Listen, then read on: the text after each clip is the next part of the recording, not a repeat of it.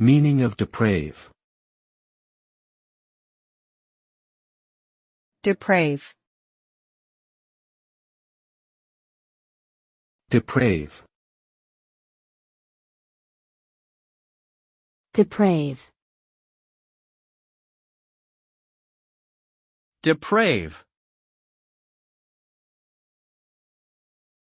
The term deprave refers to the act of causing moral corruption or moral degradation in someone or something.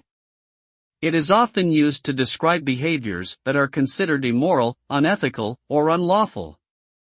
The result of depravity can be devastating for individuals and society as a whole. People who engage in depraved behaviors may become disconnected from their sense of morality, leading to a breakdown in relationships, community, and social norms. Depravity can also lead to increased criminal activity, health problems, and economic instability. Overall, the consequences of depravity are far-reaching and can have long-lasting effects.